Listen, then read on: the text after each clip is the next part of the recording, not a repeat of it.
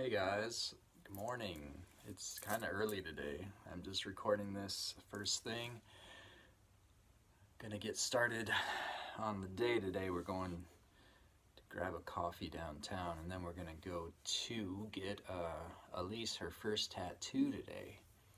She's gonna get a little moon swan, which is what she is. So yesterday I had a hard time getting a video out. I recorded one in the morning, but the subject after I recorded it, I don't know, I just sort of like backed out. My heart was like, no, now's not the time to post that. And it may never be, I don't know. But the subject was about basically, well, it was kind of somewhat, it was sort of religious in nature. It had to do with faith and works. Somebody was asking me about, like, basically, so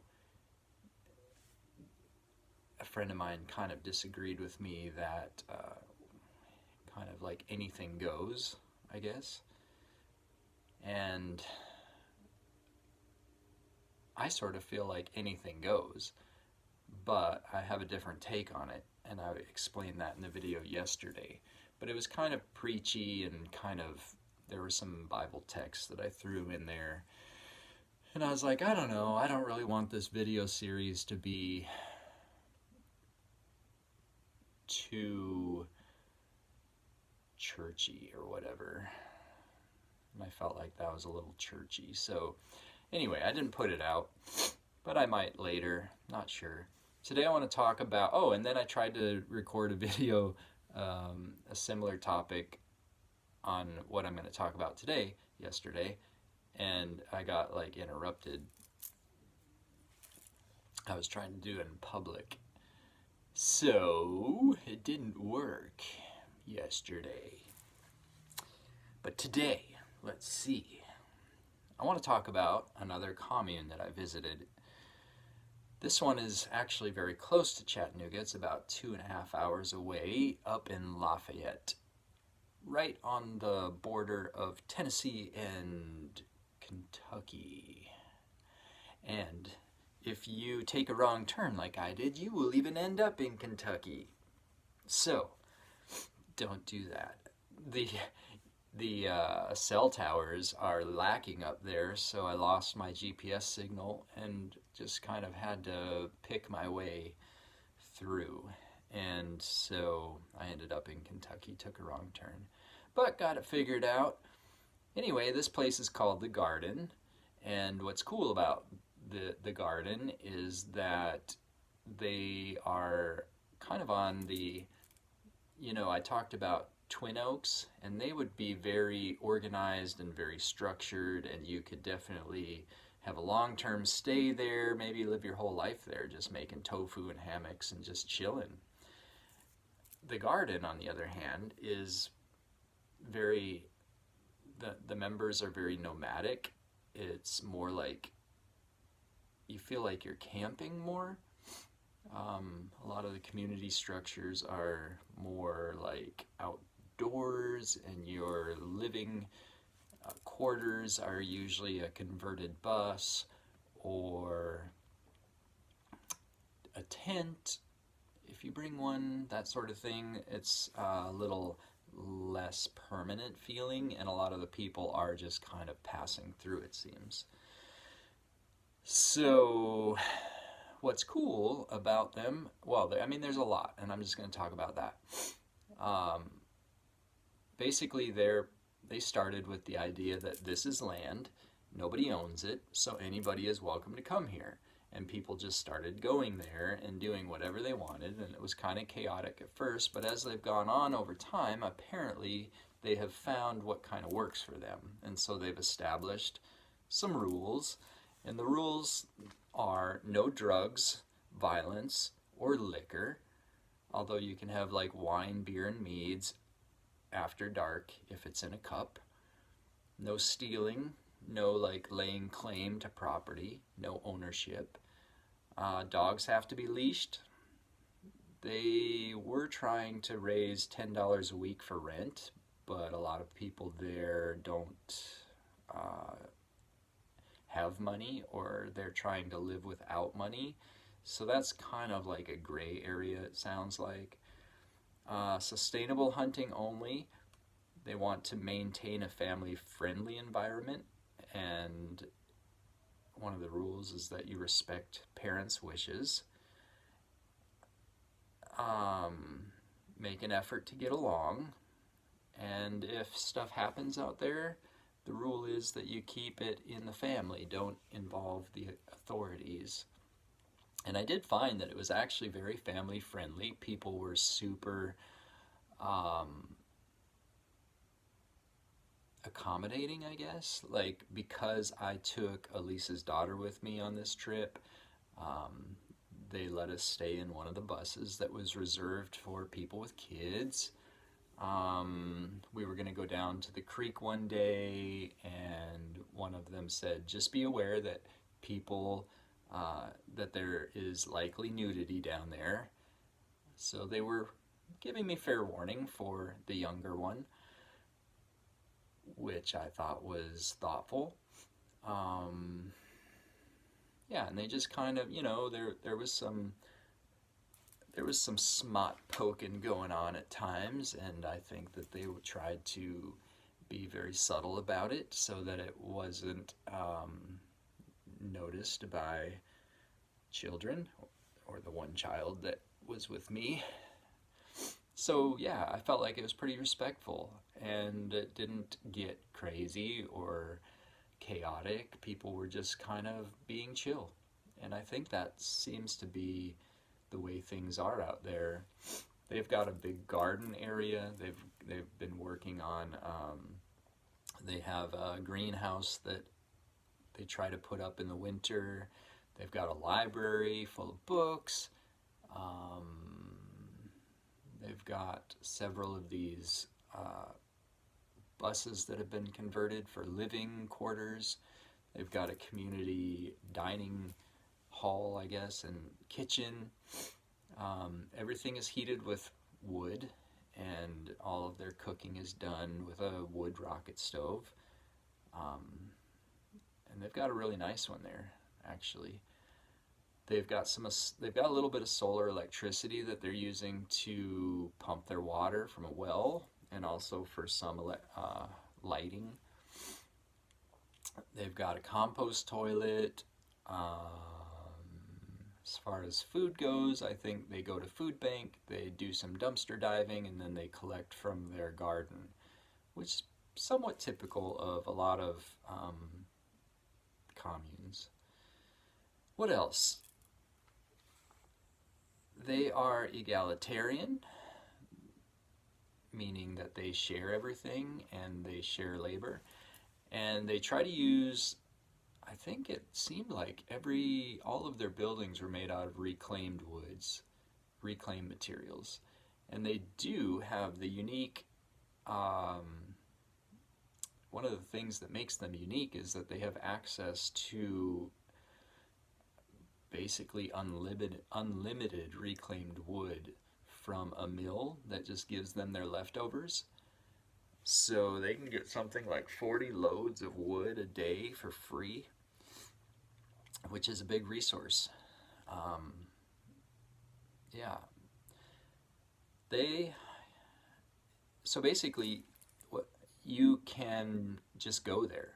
Look up the garden, Google the garden in Lafayette. You don't have to make an appointment. You don't have to let them know you're coming. Basically, their thought is it's as much your land as it's our land, so just show up. Come check it out.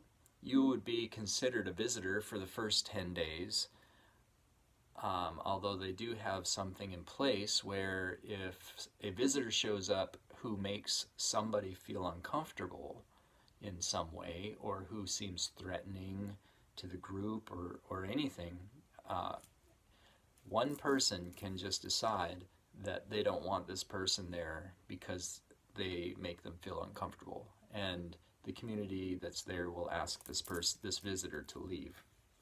That is for the safety of all the members. So, unless you're asked to leave, which they said is very rare that that happens, it's happened like twice, you're allowed to stay as a visitor for 10 days. Um, Basically, you can stay wherever is available. First come, first serve. Um, you can basically hang out for the first 3 days, and then after 3 days they want you to start, they want you to be helpful. I was there for 2 days, and I spent a lot of time washing dishes, cooking, that sort of stuff. I've always found that when I visit a community, I try to wash dishes, because dishes is an area of contention, and it's also one of those things that you get tired of doing all the time. So when a new person comes in and is willing to do all the dishes, I think that they appreciate that. So that's what I always try to do. So yeah, you can go be a visitor, start helping out, get involved. If you decide that you want to stay longer than 10 days, you can become an intern through consensus decision of the group. And basically you would become an intern, would just start kind of taking on certain responsibilities, getting involved in certain projects, staying longer term. And then for those who stay longer than 3 months, you can become a facilitator. This would also be by consensus decision of the group, and a facilitator would basically mentor interns. He would be taking on long-term projects, intending to stay for a while. What was I going to say? Oh, everything is based on consensus decision here. So there's no hierarchy. Nobody has more power than anyone else. Everybody has an equal,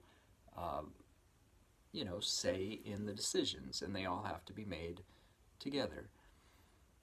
Another thing that's cool about this place is they are, I think, the center of the People's Project, or at least strongly involved in that.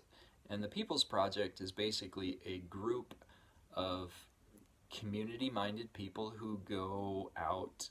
Basically, they'll take a converted bus, they'll drive to someplace like Nashville, and they'll start giving out food to people from their garden. They'll start educating. They will do different kinds of, like education. I don't want to say programs, but they'll do some type of education, or sometime they'll try to bring awareness to community. And what they're trying to do, which I think is very noble and cool, is trying to build a network of communities.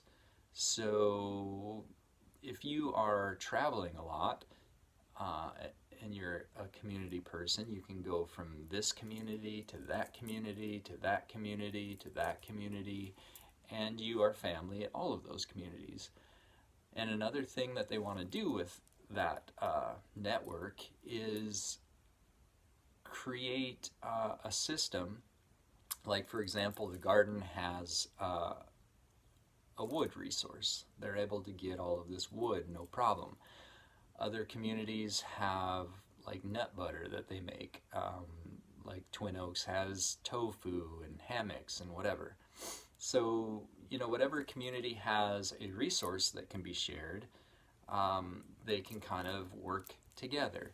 So they would have a transportation network that would flow between each of the communities and bring wood from this one to this one, nut butter from this one to this one. It just kind of like allows, just like a community allows for like a synergy to happen, because the more hands you have, the more you can accomplish. It's the same way with this network of communities, in that the more communities that are working together, the more you can accomplish, and the more synergy happens. So yeah, they've got some really cool ideas. They're thinking about just trying to get land plots and create more communities, and they've got some really unique ideas about how to do that, which I'm not going to go into right now, but it would involve concerts with cool people like Wookiefoot and Medicine for the People and stuff like that, which I think is awesome. So I hope that they accomplish some of their goals out there. If you get a chance to go visit, I highly encourage you to do so. It just be prepared. It is very much like camping. There's a lot of smoke from the fires, and there's sooty dishes and stuff like that. It's kind of dirty. So for me, personally, I don't know that I would want to live there for the rest of my life, just because I don't know if I want to camp for the rest of my life, especially in the winter. But I don't know. I think it would be very cool to be a part of the People's Project Network, and you could go stay there on occasion. But yeah, I just wanted to kind of fill you in on another community that I've seen, a little bit different than Twin Oaks, just so you can see that there's a wide variety. And I would just say, um, be aware of all of the options that are available. There might be something that would actually, maybe, there might actually be something that you could go get involved in. And if not, at least you could learn something from that community. So anyway, just throwing the information out there. I find it all very fascinating. I find that each community has brought me, it's like another piece of the puzzle, so that when I finally when I finally become a part of the community that I really want to do for the rest of my life, if possible, I hope that I will do it correctly and use all of these pieces to put together a perfect little picture. Do you want to be involved in stuff like this? Do you want to know more about it? Yeah, if you do, I'd be happy to talk more with you. Also planning to put together a community presentation like I mentioned. Hopefully I'll be able to talk about the 15 communities that I visited and share with you how each one kind of added their own little flavor to the mix and what I learned from each. If that interests you, keep tuned for when that will be, hopefully in November here. Talk to you later.